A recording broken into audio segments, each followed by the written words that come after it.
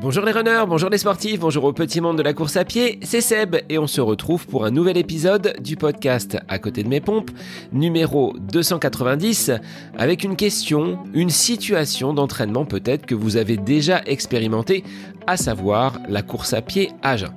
Peut-on continuer à courir lors d'une période de jeûne? Et aujourd'hui, on va aborder le Ramadan. Aujourd'hui, effectivement, le podcast prend une dimension internationale et je reçois Rawa qui vit à Marrakech, qui est une passionnée de course à pied et qui va nous partager son expérience. Alors, faut-il, durant cette période, adapter son entraînement ou au contraire, peut-on maintenir une routine sportive normale? Et surtout, quels sont les effets du jeûne sur le corps d'un coureur? Le mois de Ramadan est un moment spirituel et personnel très fort pour des millions de personnes à travers le monde. Mais pour celles et ceux qui pratiquent un sport d'endurance, comme nous le pratiquons, la course à pied, c'est aussi une période qui soulève beaucoup de questions. Comment est-il possible de gérer son énergie sur une journée où l'on ne mange ni ne boit du lever au coucher du soleil? Est-ce que l'on peut continuer à s'entraîner avec les mêmes objectifs? Faut-il modifier l'intensité de ces séances? Rawa va nous apporter des réponses sur cette période et comment elle la vit en tant que coureuse. Comment ajuste-t-elle ses entraînements et son alimentation autour de ses horaires du jeûne? Quelles sont les stratégies qu'elle peut mettre en place pour continuer à progresser tout en respectant cette tradition importante?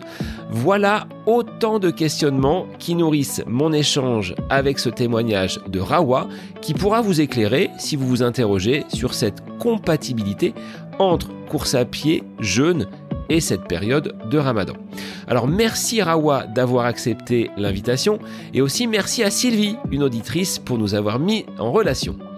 Jeûne, endurance et performance, courir pendant le Ramadan, c'est le nouvel épisode du podcast À côté de mes pompes pour lequel je vous souhaite une bonne écoute.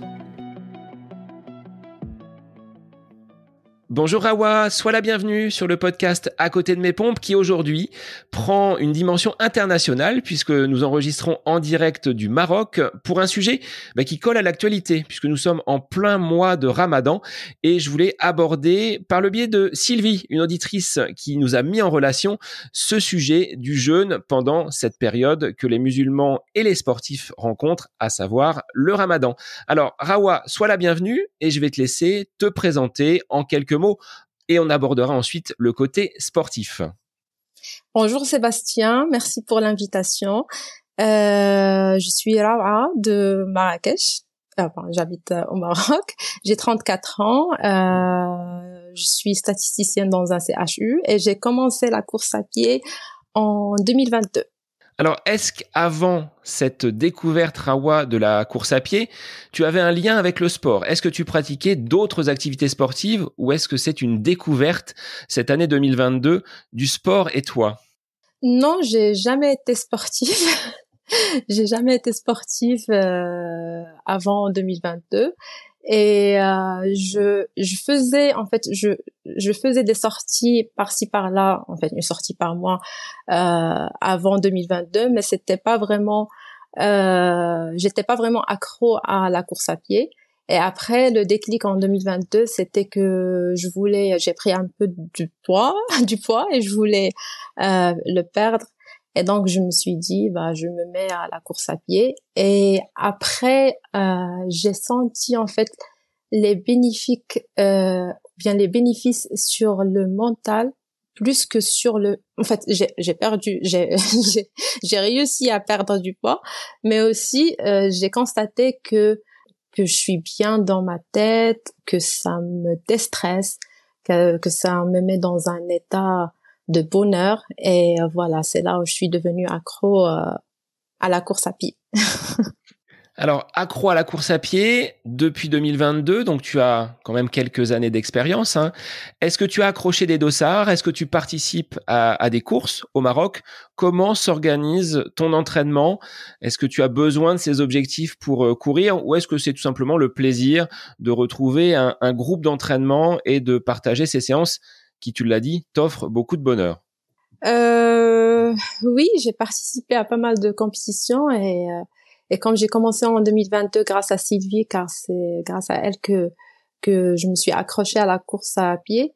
Et d'ailleurs, c'est elle qui m'a proposé de participer à mon premier semi-marathon.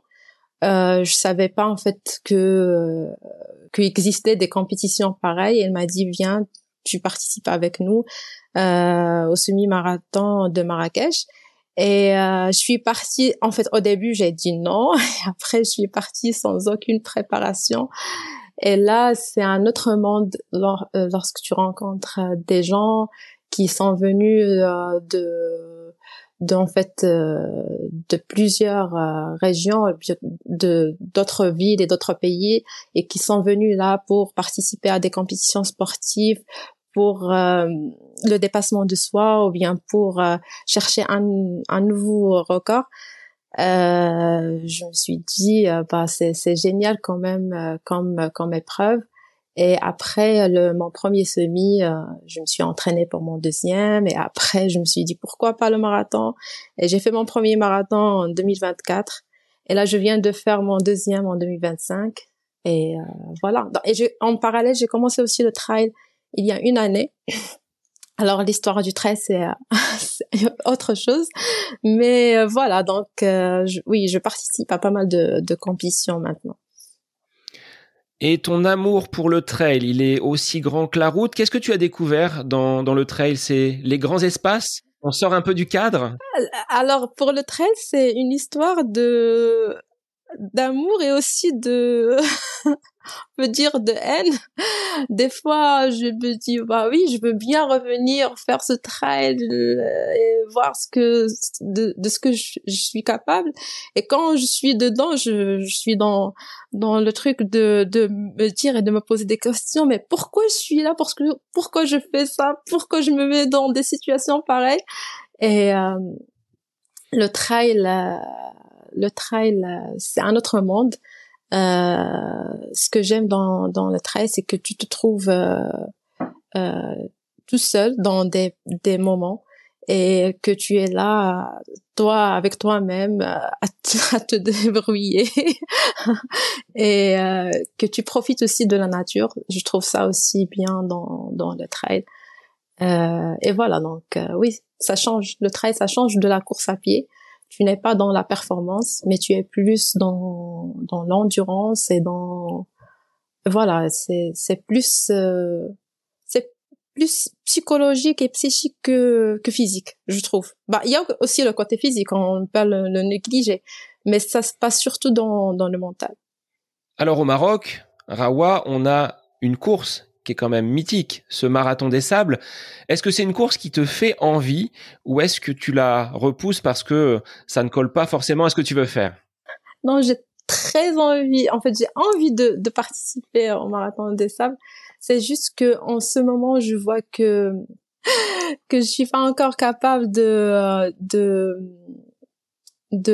fait, mes capacités physiques ne sont pas encore là pour faire une telle course. Et aussi il y a le côté financier, parce que je trouve quand même que c'est une course assez chère, très chère pour nous les Marocains, en tout cas je parle pour moi, et il faut se préparer en fait, à part les frais de participation, il faut aussi savoir gérer tout ce qu'il faut de côté. Et donc pour le moment je suis pas prête pour participer, mais j'aimerais bien y participer un jour. Vraiment, elle est dans ma wishlist. Le sujet de l'épisode Rawa aujourd'hui, eh bien, c'était de mettre un petit peu en lumière cette période un petit peu particulière pour les sportifs et les coureurs musulmans, c'est-à-dire comment on peut concilier course à pied et période de jeûne telle que le Ramadan. Alors, est-ce qu'on peut déjà peut-être faire un petit rappel sur la durée de cette période de jeûne et qu'est-ce que ça implique sur un plan organisationnel, sur un plan alimentaire, entre les périodes où vous avez cette autorisation de manger et les périodes où il y a vraiment les restrictions. Alors, comment ça se passe sur un plan pratique? Alors, Ramadan, c'est un mois où, en fait, dans la religion, on boit pas, on mange pas. sur une période, on peut dire, qui peut aller de 12 heures jusqu'à 14 heures, de l'aube jusqu'à la fin de la journée ou bien le coucher de soleil. Ça engendre que tu t'as pas le droit à manger, t'as pas le droit à boire. Et c'est une pratique, on peut dire, en fait, c'est sûr spirituel. Et le fait de ne pas manger et de ne pas boire, ça rentre dans cette pratique spirituelle. Donc voilà. Est-ce que c'est une période qui est attendue, redoutée, qui peut faire peur pour les personnes, notamment sportives, qui veulent continuer à pratiquer leur activité physique comme ce serait le cas tout au long de l'année? Est-ce que ça nécessite quand même quelques aménagements? Est-ce que tu as anticipé cette période pour t'y préparer? Comment tu le vis et qu'est-ce qu'elle représente pour toi? Ah bien sûr, parce que pendant Ramadan, il y a un changement dans notre mode de vie, donc on ne peut pas garder le même volume d'entraînement pendant ce mois-ci. Nos habitudes changent, nos habitudes alimentaires, nos horaires, aussi la période de sommeil ou bien nos horaires où on se couche changent. Donc c'est sûr qu'il faut s'adapter à cette période de l'année. Après, est-ce que ça fait peur? Bon, peut-être pour certains. Je peux dire que si tu es habitué à t'entraîner pendant Ramadan, ça fera pas peur, mais pour des personnes qui vont faire leur entraînement pour la première fois pendant Ramadan, ou bien s'ils sont en train de préparer une compétition, un marathon, ou bien un semi-marathon, c'est sûr que c'est pas facile, c'est difficile à gérer. Et surtout qu'il y a pas mal de compétitions juste après Ramadan. Il y a le marathon de Paris, il y a le marathon de Londres, et donc les grands, il y en a des athlètes musulmans qui sont en train maintenant de se préparer pour ces compétitions. Et c'est sûr qu'il faut trouver un créneau pour l'entraînement et pour garder l'intensité du volume. Et voilà, donc il faut juste s'organiser, s'adapter avec le changement et avec cette période d'année. Tu as connu Ramadan avant d'être athlète, avant de pratiquer la course à pied, et aujourd'hui que tu es athlète, est-ce que ça change quelque chose dans ta façon justement de mener cette période de jeûne, ce mois où tu vas être un petit peu privé sur le plan alimentaire, du moins sur la journée? Oui, parce que en fait avant quand je faisais pas la course à pied, pour moi Ramadan c'était je mange pas, je bois pas, je fais rien à part le travail. Mais là maintenant, c'est vrai que j'ai intégré un peu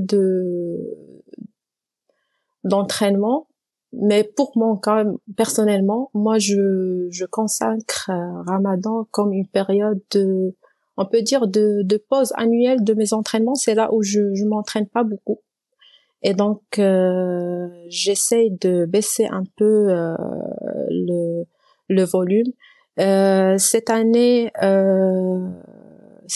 j'ai intégré des séances de renforcement, chose que je fais pas pendant mes entraînements. Sincèrement, j'ai jamais fait du renforcement, et après avoir eu des blessures, je me suis dit pardon que il fallait que j'intègre du renforcement.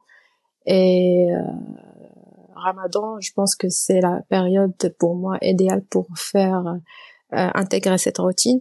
Et cette année, j'ai intégré 2 séances de renforcement par semaine. Et par contre, je cours pas beaucoup parce que j'ai des déplacements pendant le week-end, et je suis dans une moyenne, on peut dire, de 10 à 20 kilomètres par semaine. Mais ça, c'est voulu de ma part pour cette année. Mais l'année dernière, j'ai fait pas mal de sorties, même longues. Et pendant Ramadan, ce que je fais moi personnellement, c'est que j'essaie de courir juste avant le moment de la rupture du jeûne. Comme ça, juste après, j'ai le repas pour manger, pour boire. Et sinon aussi, je peux courir après la rupture du jeûne. Il y en a qui courent aussi, en fait, qui courent avant le dernier repas, avant l'aube. Mais ça, j'ai jamais essayé. J'ai essayé de courir une fois le matin, mais c'était c'était juste une distance de 5 kilomètres et c'était une allure très très lente. C'est juste pour tester mon corps et voir ce que ça donne.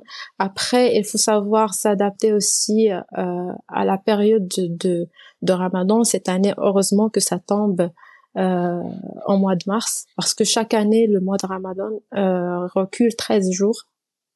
Et donc, il y a des périodes où Ramadan tombe en période d'été. Et là, quand il fait chaud, et sincèrement, moi, je vais pas sortir courir parce que il y a le risque de déshydratation. Et je pense pas que ça sera bénéfique de sortir courir. Ça sera pas bénéfique pour ton corps. Tu vas rien en fait ajouter à tes entraînements. Si tu cours tu te fatigues et tu te déshydrates, vaut mieux laisser le corps se reposer et décaler les entraînements pour après Ramadan, pour une période quand il fait chaud. Et donc voilà. Donc je pense que j'ai répondu à ta question. Oui, très Parce bien. que je suis partie très loin. Oui, mais je te laisse la parole, hein. C'est l'objectif de ce podcast, d'avoir vraiment en immersion ce que tu vis, ce que tu ressens. Et tu le disais, hein, c'est une période de pause pour toi. Tu n'as pas d'objectif. Tu l'as intégré dans ton calendrier d'entraînement. Toi qui dis être accro à la course à pied, est-ce que c'est facile pendant ce mois de Non, ne pas sortir les baskets autant qu'habituellement? non, ce n'est pas facile quand je sors et que je vois quelqu'un en train de sortir, de courir. J'ai envie de courir. Mais là, parce que, en fait, j'ai pas le temps, sincèrement. Et cette année, je voulais passer plus de temps avec la famille et j'ai des engagements avec la famille, j'ai des engagements aussi au travail. Donc, je trouve pas le temps et je me suis dit, bon, c'est pas grave si je m'entraîne pas comme avant, je vais me focaliser sur le renforcement. Déjà, le fait de maintenir 2 séances par semaine, pour moi, c'est déjà énorme parce que je fais pas quasiment pas de renforcement. Et de sortir courir une fois, 2 fois par semaine, ça me suffit parce que c'est ça pour moi aussi Ramadan. En fait, c'est ça aussi pour moi. C'est pas Ramadan, mais la course à pied, ce n'est pas toujours être là. Je préfère que ça soit en fait qualitatif plus que quantitatif. Donc que ce soit des séances aussi de qualité plus que de séances de courir chaque jour et de te fatiguer parce que ça sert à rien. Et même si c'est pas en fait c'est pas que j'ai pas de compétition, que je prépare pas de compétition. J'ai un trail dans un mois.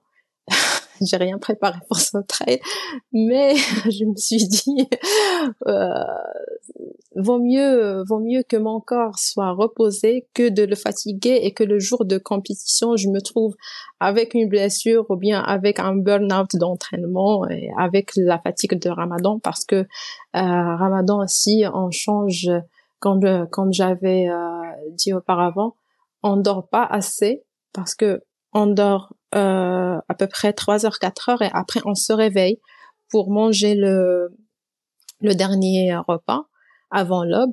Et là, il y en a des gens qui vont revenir dormir et il y en a d'autres qui restent réveillés. Pour mon cas, cette année, j'arrive pas à me rendormir après, donc la plupart du temps, je reste réveillée depuis 4 heures du matin. Donc, si je dors 3 heures, 4 heures par nuit, c'est difficile pour moi de m'entraîner aussi. Donc, même si j'essaye de faire des siestes une petite sieste au cours de la journée, mais je trouve que c'est pas assez pour moi, si je veux aussi en parallèle m'entraîner et garder le même rythme qu'auparavant. Donc, je préfère que j'allège un peu mes entraînements pendant cette période, le temps après que que je reviens au rythme habituel après Ramadan.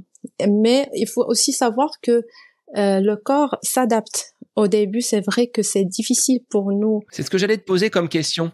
Oui. Est-ce que physiologiquement, tu ressens vraiment ces effets de la déshydratation, de l'absence d'eau? Parce que pour moi, ce serait ça le plus difficile, ne pas boire de la journée. Et sur le plan alimentaire, est-ce que la sensation de faim, elle intervient assez rapidement? Est-ce que le corps s'adapte? Mais ça, je vais te laisser en dire quelques mots.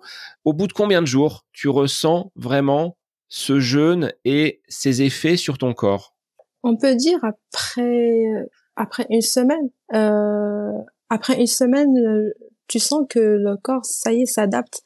T'as pas cette sensation de faim ni d'avoir besoin de boire, car en fait, à part que le corps s'adapte, le côté aussi du climat joue un rôle quand il fait pas chaud, comme c'est le cas cette année. Donc les jours passent vite, et aussi la durée de la journée. Pendant l'été, les journées sont longues, alors que maintenant on est en printemps, hiver, fin hiver, début du printemps, donc plus ou moins donc c'est jouable de rester sans pouvoir manger ni boire sur cette période. Et comme je t'avais dit, après 7 jours, après une semaine, le corps s'adapte, et quand tu passes ta journée à travailler, tu sens pas vraiment le Ramadan, parce que le temps passe vite. Et ça, je trouve aussi que c'est important d'intégrer l'activité sportive pendant Ramadan, car même si, surtout à la fin de la journée, car si tu restes sans rien faire toute la journée, sois sûr et certain que tu vas juste penser à boire et à manger. Par contre, si tu es occupé à faire quelque chose avec le travail, avec une activité, que ça soit sportive ou autre, ben c'est sûr que le temps passe vite et tu ne feras même pas attention à la nourriture ou bien à l'eau. Et le fait que le corps a cette capacité de s'adapter, je trouve ça aussi que c'est génial, parce que même en fait on s'aperçoit que même en manque de nourriture et de l'eau, on a la capacité de courir. Et ça, c'est pas quelque chose qu'on peut croire si on la teste pas. Il faut tester pour savoir que quand même le corps a des capacités d'adaptation qui sont incroyables. On vit sur nos réserves. Dans cette période-là, ce sont plus les glucides, c'est les graisses que le corps va aller chercher pour avoir du carburant. Exactement. Et ça, c'est pour ça qu'il faut privilégier, je pense, et toi, c'est à toi de me dire, parce que tu es plus calé dans le sujet, c'est que en cette période, il faut privilégier des sorties d'endurance plus que des sorties à haute intensité, sinon on a besoin du glycogène, et les sorties c'est le moment, je pense, que pour nous de faire des sorties d'endurance pour en profiter du mois de Ramadan. Même si ça prend de la graisse, mais en tout cas, je pense que c'est important aussi de garder le rythme d'entraînement, et donc un peu de dévier l'entraînement vers plus ce qui est endurance que ce qui est des sorties à haute intensité. Après, c'est vrai que si on peut garder quand même un petit peu d'intensité, ce qui est bien pour le corps, il faudra de toute façon adapter et réduire en termes de volume. On ne pourra pas de toute façon avoir suffisamment d'énergie.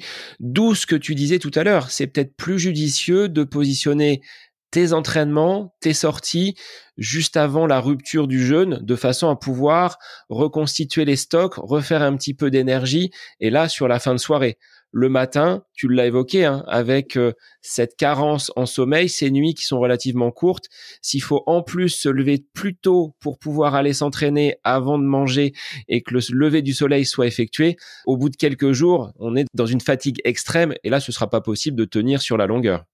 Exactement. Sinon aussi pour les sorties à haute intensité, on peut les programmer pour après le repas, le premier repas de la rupture du jeûne. Donc oui, tu vois des coureurs qui vont aller courir plutôt de nuit finalement, avoir un entraînement oui, nocturne de oui, façon à se ravitailler, refaire un petit stock au moment où le jeûne est rompu et pouvoir s'entraîner en milieu de nuit finalement.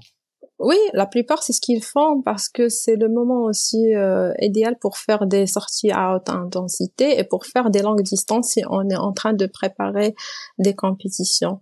Et là aussi, tu as la possibilité de t'hydrater, mais il faut savoir gérer une chose, c'est la digestion, parce que après tu manges, donc il faut pas trop manger non plus. Il faut juste casser le jeûne avec quelque C'est comme un chose goûter. de On est vers 18h, exactement, c'est 18h30. vrai. 18h30, c'est prendre quelque chose de vraiment de très léger et après tu pars pour le plus important c'est avoir de l'eau. Donc tu pars courir ou faire ta séance et après la séance là tu peux prendre un repas copieux, bien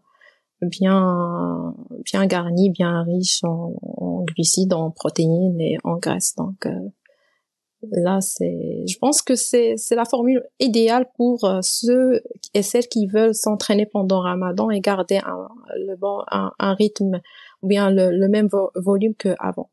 Rawa, toi tu pratiques donc Ramadan, cette période de jeûne, mais si quelqu'un venait à faire la sieste et à dormir toute la journée, est-ce qu'il serait dans l'esprit du Ramadan? Parce que là, on peut dormir la journée, s'entraîner la nuit.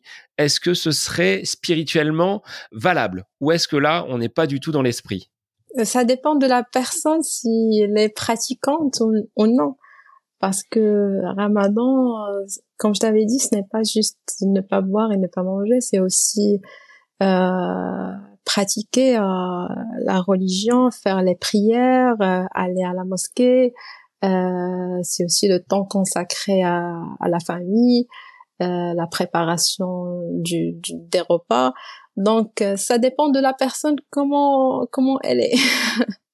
Si elle est pratiquante, alors ça sera difficile pour elle. Je pense pas qu'elle va trouver le temps pour dormir au cours de la journée. Et donc, c'est sûr aussi de ne pas trouver, elle aura pas aussi le temps de s'entraîner. Après, il y en a des gens qui font le ramadan et qui ne sont pas des pratiquants. Donc, oui, ils peuvent, je pense que ils passent leur journée comme ça à dormir et s'ils travaillent pas. Et après, ils font leur entraînement pendant la nuit. Par rapport à l'alimentation, qui va être le côté réconfort dans cette période, il y a un côté social, un côté partage avec la famille. Hein. Tu l'as dit, j'aime passer du temps avec la famille. C'est peut-être le mois où on peut se retrouver, préparer les repas ensemble. Est-ce qu'on arrive à perdre du poids et à s'affûter pendant Ramadan? Ou est-ce que c'est pas possible? Si, c'est l'occasion. Je pense que Ramadan, c'est l'occasion aussi pour des gens qui veulent perdre du poids. C'est l'occasion. Mais il faut savoir ce qu'on mange parce que au Maroc généralement même nos habitudes alimentaires changent et donc on trouve par exemple pendant le premier repas du coucher de soleil qu'on l'appelle le ftour, on trouve pas des repas en fait comme comme au déjeuner ou bien au dîner. Donc on trouve des petits plats par-ci par-là, on dit au Maroc des chihiwat, des plats qui sont même pas des plats mais c'est surtout des trucs par-ci par-là, salés, sucrés. Et là si tu fais pas attention, tu vas grossir. Donc, c'est à toi de gérer, de voir ce que tu veux. Si tu veux perdre du poids, il faut savoir gérer ton alimentation. Si tu veux en gagner du poids, il faut manger. Donc, le mois de Ramadan, c'est l'occasion pour soit pour que tu perdes du poids, soit que pour que tu gagnes du poids si tu veux. Et aussi, il faut savoir gérer, à part l'alimentation, il faut savoir gérer aussi d'autres paramètres comme le sommeil et la fatigue. Et revenons à ta question par rapport au Ramadan et sa liaison avec la famille et avec le partage.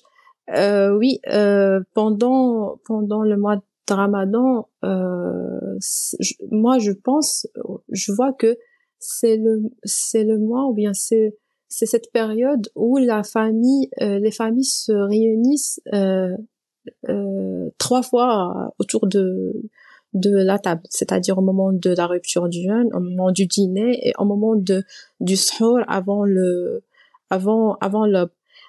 Alors que dans la vie quotidienne, quasiment le petit déjeuner, chacun le prend seul parce que chacun est pressé.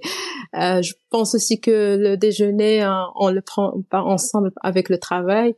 C'est rare qu'on se retrouve autour de la table au moment du dîner. Donc, je trouve que Ramadan, ça lie vraiment les relations avec la famille parce que c'est là on se réunit dans les 3 repas pendant les 30 jours.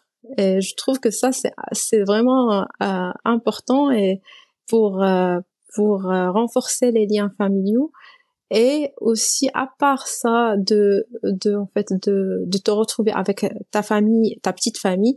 Alors Rawa, tu évoques la famille. Tu dis petite famille, grande famille. On se retrouve sur des tablées qui sont, je pense, assez importantes. Combien il y a de personnes à la maison pour ces repas? Alors là, tu comptes sur tes doigts, en plus, c'est qu'il y en a beaucoup. Bah oui.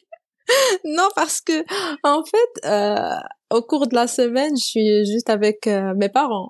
On est 3, donc. Mais après, comme aujourd'hui et demain et après-demain, pendant le week-end, je pars chez la famille et là, on peut dire, on est 9 ou bien 10 personnes. Donc, comme tu disais, c'est un temps festif. Il y a ce rassemblement, on passe beaucoup plus de temps avec la famille. Un petit peu donc là à côté de tes pompes, c'est-à-dire qu'il n'y a pas de course à pied, tu l'as dit, c'est un peu moins d'activité physique. De quoi vous discutez? Quels sont les sujets que vous abordez quand vous êtes autour de la table? Vous partagez des souvenirs? Vous êtes à vous remémorer des anecdotes? Oui, c'est surtout le partage du passé, des souvenirs.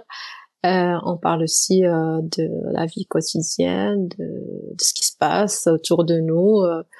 Au Maroc, à l'extérieur, et donc voilà, des sujets d'actualité et aussi des sujets de famille et vraiment c'est ça aussi ce que je trouve bien avec Ramadan, c'est que on a la possibilité de revoir nos proches qu'on n'a pas l'habitude de voir quotidiennement ou bien dans les autres jours de l'année. Et ça, c'est important pour les relations de famille et les relations sociales aussi. Et sur le plan, Rawa, de l'alimentation, des plats, quels sont les plats typiques qui vont être réconfortants pour toi, ceux que tu aimes préparer? Qu'est-ce qu'il y a dans l'assiette une fois que l'on va rompre le jeûne? Tu l'as dit, hein, dans un premier temps, c'est des petits plats, des petits encas sucrés-salés. Mais sur le plat principal, est-ce qu'on reste sur des aliments qui vont être relativement simples à préparer? Des féculents, des légumes, des fruits, de la viande? Qu'est-ce que tu vas mettre dans ton assiette et qui va avoir un côté réconfortant pour toi? Alors, avant que je parle de moi, il faut savoir que dans une table marocaine, qu'est-ce qu'on trouve dans une table marocaine? Généralement, chaque région a sa particularité, pardon, mais on trouve souvent dans une table des dattes, des choupakia, ce sont des gâteaux du Maroc, ouais. Et on trouve aussi une soupe marocaine qu'on appelle la harira, à base de du pois chiche, des lentilles, des tomates. Et en tout cas, il est riche comme soupe. Et après, on trouve soit quelque chose de salé ou bien de sucré dans la table, et des œufs aussi. Alors, pour moi, ce que je prends, sincèrement, quand je fais la rupture, donc je commence par un peu de l'eau, des dattes. Après, je me repose un peu, ou bien je pars faire la prière, et je reviens pour prendre la soupe avec les œufs. Et après, je me repose un peu, je laisse un peu le temps que ça se digeste. Et après, je prends quelque chose de la table, de salé ou bien de sucré, avec du thé ou bien du café. Il faut savoir aussi que la consommation de caféine, ça se perturbe pendant le mois de Ramadan, parce qu'on a l'habitude de prendre, bon, en tout cas pour moi, pour mon cas, je prends du café chaque matin, et pendant Ramadan, je bois pas beaucoup de café. J'essaye de limiter ma consommation, mais je me trouve des fois, si j'ai mal à la tête, je prends du café au moment de la rupture, ou bien dans le repas, le dernier repas avant l'aube, des fois je prends du café aussi, même si je sais que c'est pas bien, parce que ça déshydrate aussi le corps. Aujourd'hui, Rawa, on enregistre. Nous sommes le 21 mars. Le Ramadan a commencé le 28 février. Il reste encore quelques jours. C'est la dernière ligne droite. Est-ce que c'est là où ça devient quand même difficile? Ou est-ce que, comme tu l'évoquais tout à l'heure, le corps a cette faculté de s'adapter, et ces adaptations physiologiques permettent de supporter jusqu'au bout cette période de jeûne? Alors, je pense qu'on est là au 20e jour, donc il reste 10 jours. Et là, le corps, on peut dire qu'il s'adapte au niveau de l'alimentation. Donc, on n'a pas faim, on n'a pas soif, mais il y a la fatigue qui se cumule avec la carence du sommeil. Donc, c'est là où c'est un peu ça vient un peu difficile.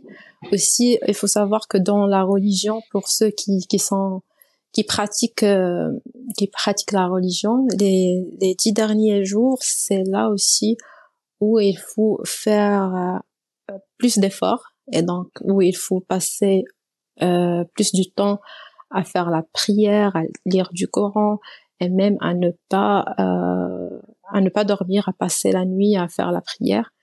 Et donc c'est là où ça se cumule un peu la fatigue pour ceux qui pratiquent.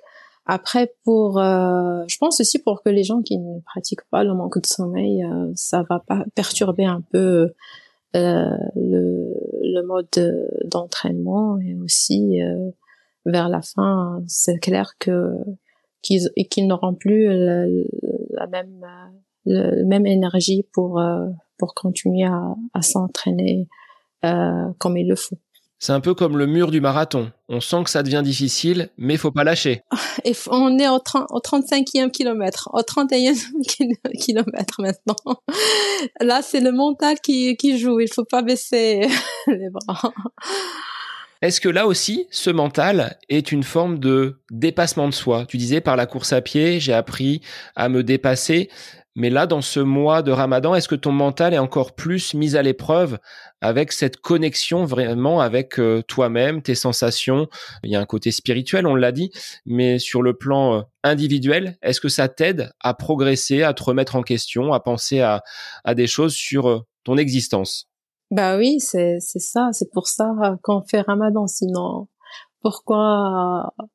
C'est surtout pour ça. C'est pour se connecter avec soi-même, avec notre créateur, et aussi pour savoir gérer et contrôler notre vie. C'est-à-dire que tu peux manger si tu veux, mais là tu te prives parce que justement tu veux te contrôler et contrôler ce que tu as envie de faire, en fait, c'est ça l'objectif, je pense, de Ramadan. C'est surtout savoir être, comment dire, c'est surtout être conscient et consciente du fait que même si on a tout ce qu'on veut autour de nous, il faut savoir se contrôler et limiter nos envies.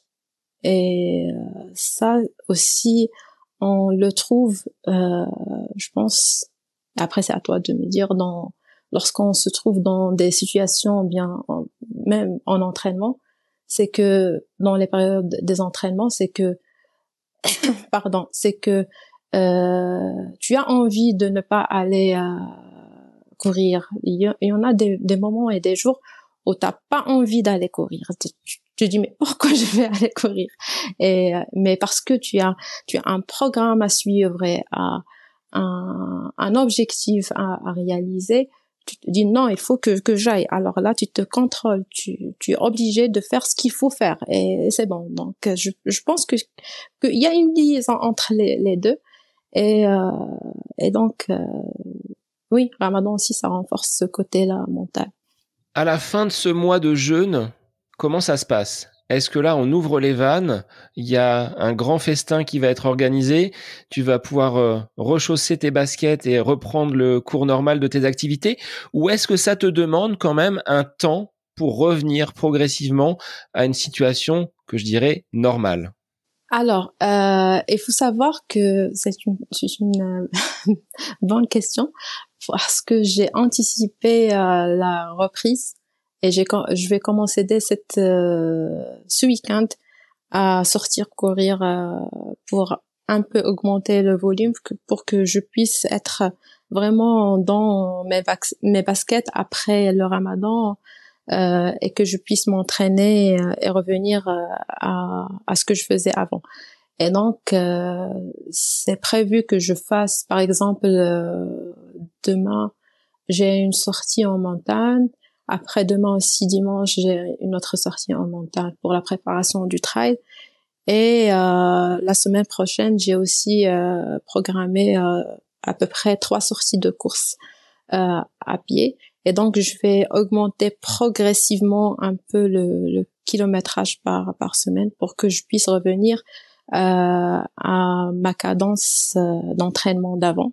Parce que Ramadan, le dernier jour, je pense, ça sera dimanche. C'est pas ce dimanche, mais dimanche prochain. Donc, il reste à peu près une semaine, 10 jours, une semaine. Et donc, je pense que c'est le moment idéal pour moi que je progresse, que j'ajoute un peu de volume. Et comme ça, je retourne à ma cadence d'avance pour la préparation de mon trail. Et il y a aussi un point que je n'ai pas évoqué avec toi, c'est que pour nous, les femmes, on a une période où même si c'est Ramadan, on jeûne pas. C'est la période des règles. Donc, les femmes sont autorisées à manger pendant cette période. Mais ça, c'est pas parce qu'on est autorisé que maintenant par exemple, je vais me dire, je suis autorisée, donc je peux aller sortir courir ou bien faire des volumes qui sont intenses.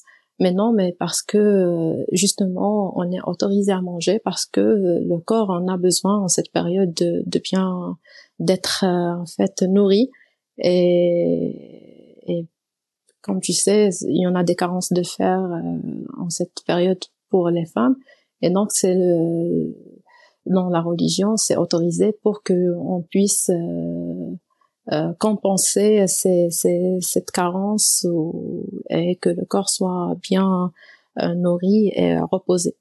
Donc voilà, c'est juste entre parenthèses, je sais que c'était pas parmi tes questions, mais je me suis dit que peut-être ça sera intéressé de l'aborder, de l'évoquer pour nos auditrices.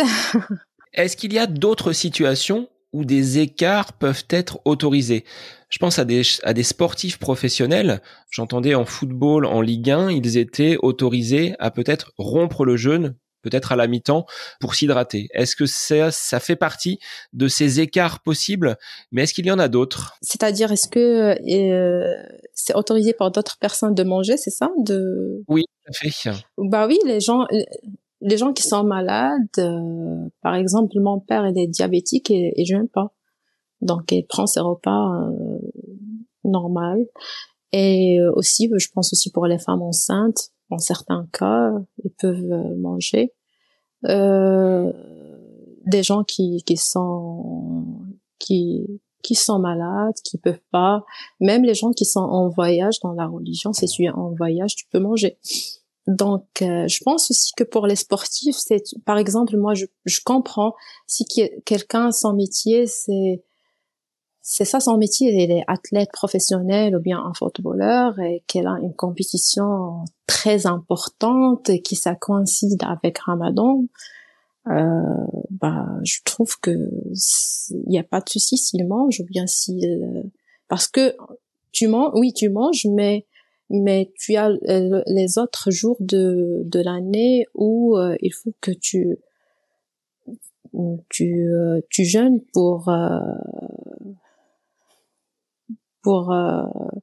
pour les autres jours où t'as mangé. Donc c'est comme un crédit qui reste pour le reste, pour en fait comment dire, je sais pas, le mot m'échappe, mais en tout cas si tu es dans une situation de maladie ou bien professionnelle, sportive, où il faut que t'es obligé de manger, bah c'est pas grave, tu peux manger et après t'as la possibilité de le refaire ou bien de faire ces jours après dans l'année. Donc, il y aura un rattrapage de Exactement, un rattrapage. Mais de... pourquoi tu m'as pas dit un rattrapage? Ah, mais Parce je que ne voulais pas te couper la parole. Non, mais j'arrive pas à trouver le mot. J'étais en train de réfléchir en arabe. Mais c'est un peu à crédit, c'est ça. C'est un crédit, ouais.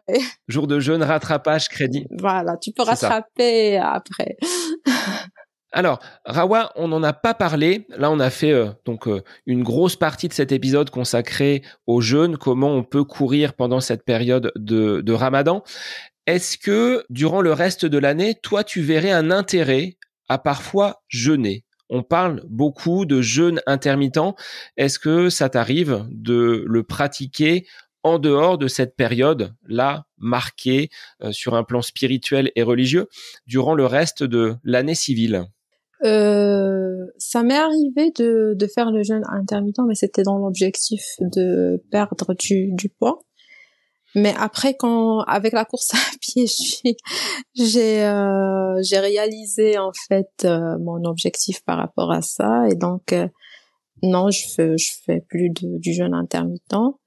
Même si en fait, je sais pas si j'ai le droit de parler un peu trop de religion dans cet épisode, mais à part le Ramadan, il faut savoir aussi que dans l'islam, c'est conseillé de jeûner 2 fois par semaine, lundi et jeudi, et aussi 3 jours par mois. Mais ça, on le fait pas parce que c'est juste préférable de le faire.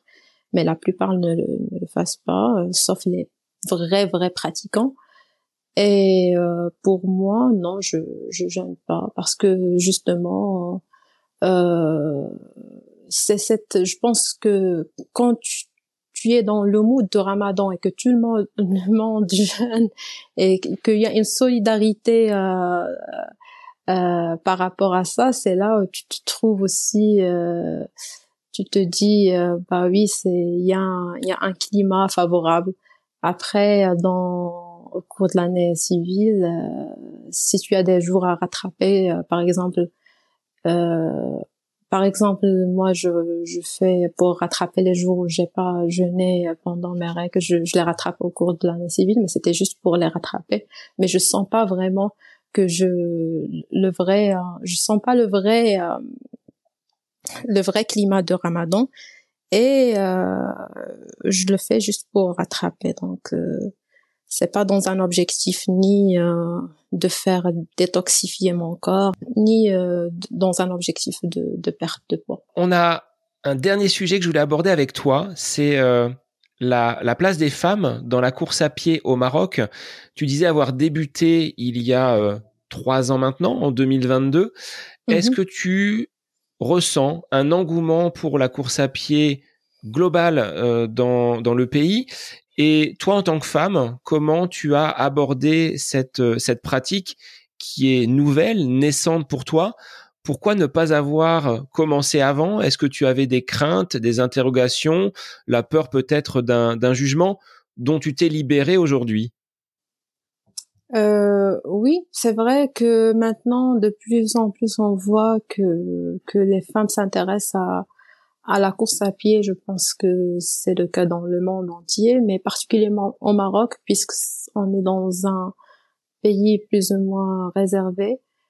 Dans certaines régions, par exemple, dans les grandes villes, il n'y a pas de souci, mais quand même, ça reste un peu difficile pour les femmes de sortir, courir seules dans des zones aussi qui peuvent être non sécurisées pour elles.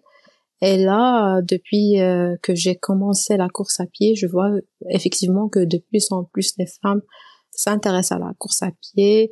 Je vois des femmes qui sortent toutes seules courir sans aucun problème.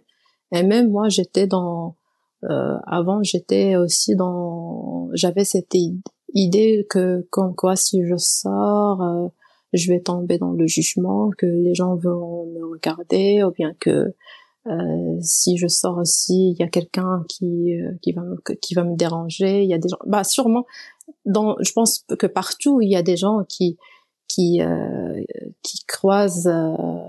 En fait, ça m'arrive de croiser des gens qui sont malveillants, mais après c'est rare quand même. La plupart du temps maintenant, quand je sors, je suis bien dans ma peau, je me sens bien. Alors que avant j'avais cette idée que comme quoi si je sors, je sais pas.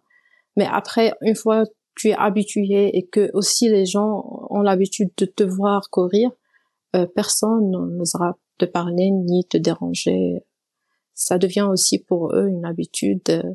C'est juste ce premier, je pense que c'est juste le début qui est difficile. Mais après, quand toi tu es habitué et les gens aussi ont l'habitude de te voir courir, et ça devient, ça fera partie de leur quotidien de voir les gens courir sans aucun jugement. En tant que statisticienne, est-ce que tu tiens des comptes? Est-ce que tu as des tableaux avec tes sorties, le nombre de kilomètres, la température? Ah oui, il faut. Je fais les analyses, pas chaque jour, mais le matin, midi et soir de Garmin et de Strava, je rentre pour voir. Ah là, combien j'ai couru. Il faut que je divise ça sur ça et voilà, il faut que ça s'adapte avec ça.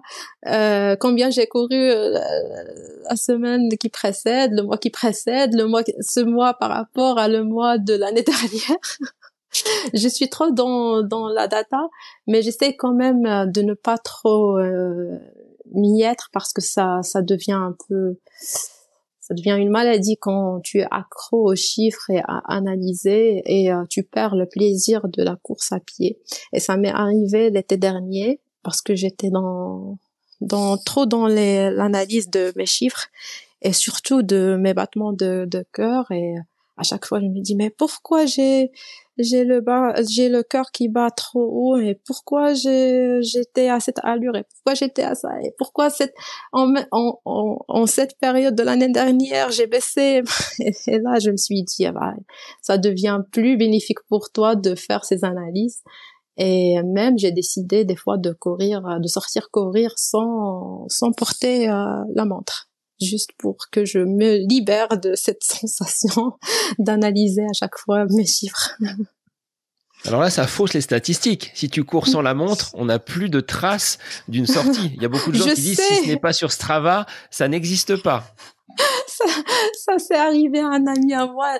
On a fait la backyard une semaine avant Ramadan et le pauvre, il a fait 24 loops. Donc 24 heures qui est le cours, et après je sais pas, il a eu un problème sur sa montre et c'est pas enregistré sur sa Strava. Je lui avais dit c'est pas sur Strava, ça c'est pas effectué. Elle m'a dit non, j'ai couru 24 heures quand même. Oui, c'est sûr, mais oui, je sais que c'est important d'avoir des repères et de savoir où tu es par rapport aux chiffres, mais aussi il faut pas trop analyser parce que ça devient pas bénéfique, je pense, pour le sportif pour les athlètes pros, c'est leur métier, mais après moi autant qu'amateur, il faut quand même qu'il y aura un équilibre entre le plaisir et entre les chiffres. Alors Rawa, j'avais une dernière question, c'est la traditionnelle dernière question du podcast. Qu'est-ce que tu aimes faire quand tu es à côté de tes pompes? Donc il n'y a pas d'activité sportive, il n'y a pas de course à pied. Quels sont tes loisirs, quelles sont tes passions, qu'est-ce que tu aimes faire? Ah, j'aime beaucoup cette question. Alors j'aime la lecture. J'aime la lecture et aussi j'ai une passion pour la photographie. Donc je fais la photo. J'essaye d'apprendre quelque chose de nouveau par rapport à la photo sur le web, sur Internet. Et sinon, si je cours pas, j'essaie quand même de garder un minimum de fitness, c'est-à-dire je vais pas laisser mon corps sans activité. Donc sûrement, soit je vais faire de la marche, soit je vais faire du vélo si j'ai la possibilité de le faire, ou bien je vais juste faire un peu de yoga ou bien d'étirement. En tout cas, j'essaye de garder mon corps un peu en mouvement, et en parallèle j'essaye de donner plus de temps à ce que j'aime faire, comme la photo et la lecture.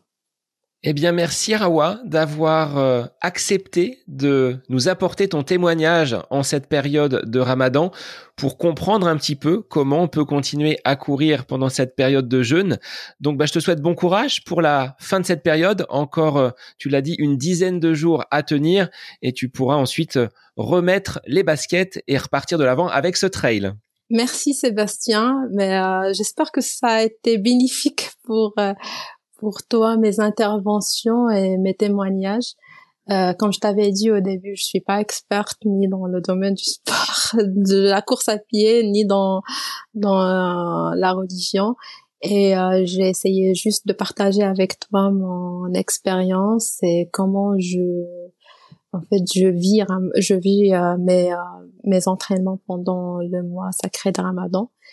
Et j'espère aussi que ça sera bénéfique pour les auditeurs et les auditrices. Et voilà, la prochaine fois, Inch'Allah, pourquoi pas l'année prochaine qu'on fasse un épisode bien détaillé et bien riche par rapport à l'entraînement, même avant Ramadan, et pour que les gens puissent se préparer à s'entraîner pour le mois de Ramadan. Donc voilà, merci beaucoup Sébastien. Eh bien, le rendez-vous est pris. On pourra retravailler donc cet épisode avec encore plus d'informations, encore plus peut-être de statistiques, mais ça, je compte sur toi. Exactement. Et pour les auditeurs, eh bien, je vous retrouve dès la semaine prochaine pour un nouvel épisode du podcast À côté de mes pompes. Belle semaine à vous. J'espère que cet épisode avec invité vous aura plu. Je vous remercie infiniment de votre écoute. Pour faire remonter le podcast dans les classements, je vous invite à laissez une petite évaluation sur Apple Podcast, 5 étoiles, un petit commentaire, ça me fera énormément plaisir et vous permettrez au podcast d'être remonté, diffusé, déployé sur ces différentes plateformes de façon plus importante encore qu'il n'est actuellement. Et puis je vous invite à me retrouver sur les différents réseaux, Facebook, Instagram.